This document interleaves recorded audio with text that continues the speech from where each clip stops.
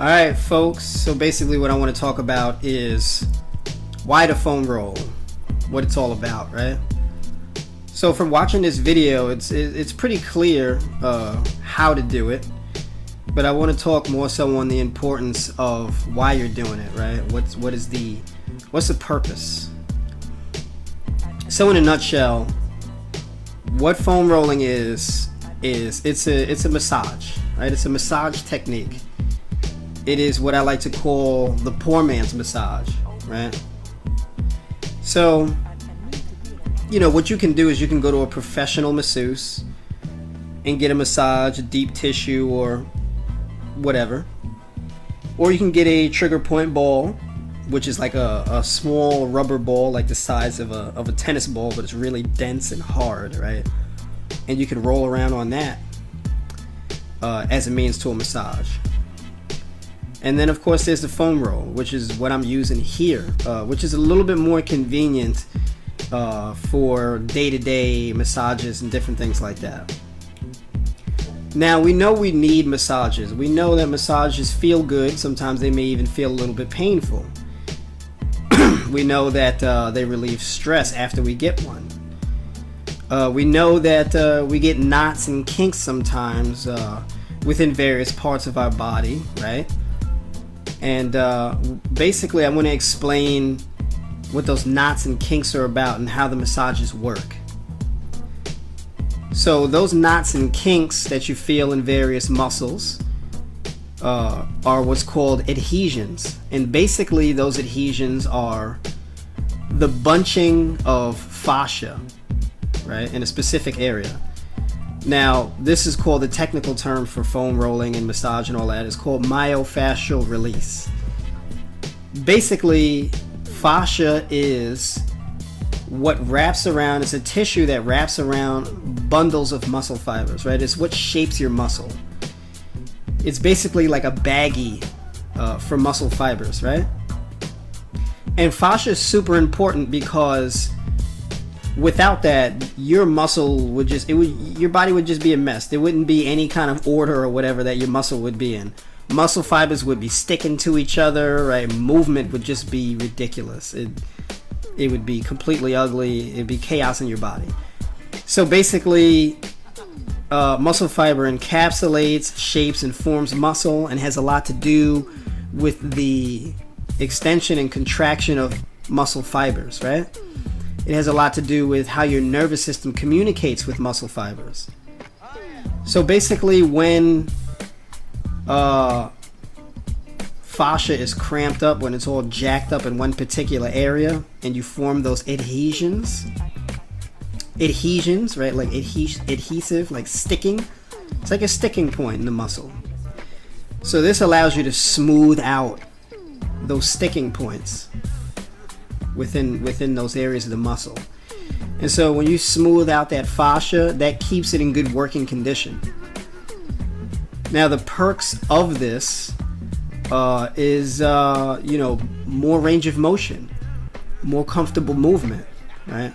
Increased force production, speed, right? Overall performance, right? Comfort.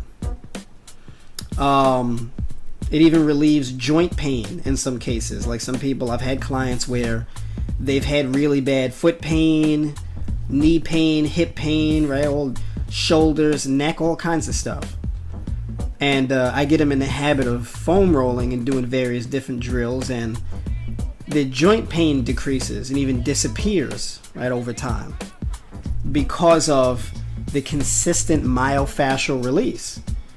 And as you can see here, it's not really anything very complicated. You just roll back and forth on the muscle, right?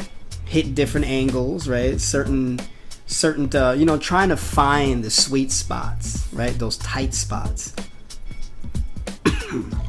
So you can identify those tight spots because they don't feel good when you hit those sweet spots.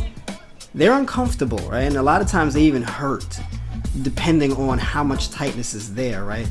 How big that adhesion is, right? How tight it is. So, to me, in my experience, foam rolling is just as important as stretching. And I know for a lot of people out there that's probably going to sound crazy, but it's the absolute truth. In a lot of cases, foam rolling or myofascial release is even more important than stretching. And I give you an example, right, in regards to those adhesions, right, those knots. Let's say you got a rubber band, right, and you tie a knot in the rubber band. Then you take both ends of the rubber band and you pull them apart, right? You stretch that rubber band out. What happens to the knot? Right? That knot gets tighter. And as that knot tightens, it compromises the integrity, the structural integrity of that rubber band, making that rubber band more susceptible to breaking.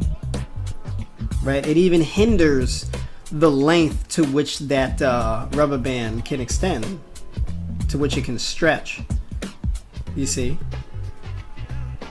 Now, when you're stretching in the body, you can pretty much do the same thing. You could just be making your knots worse, making your adhesions worse. So, which is why the foam rolling, right, that myofascial release, that's why it's so important. And sometimes it's even more important. Now, you can literally feel, when you're foam rolling, you can literally feel the knot. Okay? And you want to stick on it for a little bit.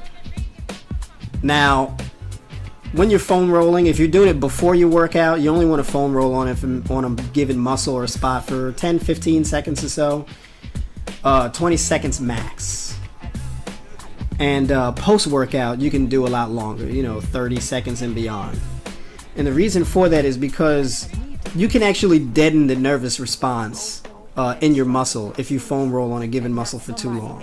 All right, so keep it short in the beginning and then spend a little bit more time on it afterwards.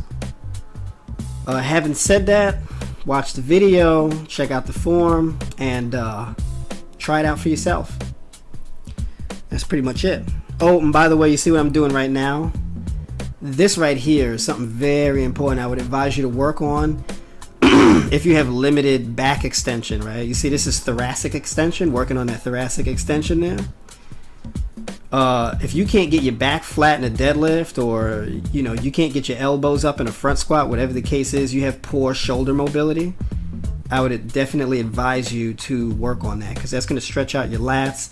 That's going to allow you to open up at the rib cage and extend through the mid spine and so on. All right, so again, definitely watch this multiple times. Get a foam roll. They're not very expensive. You can get one from anywhere from $5 to $40. I mean, obviously, if you're going to spend $40 on a foam roll, it's going to be fancy, different colors, patterns, right? Different textures and so on. But this one I'm using is simple styrofoam, right?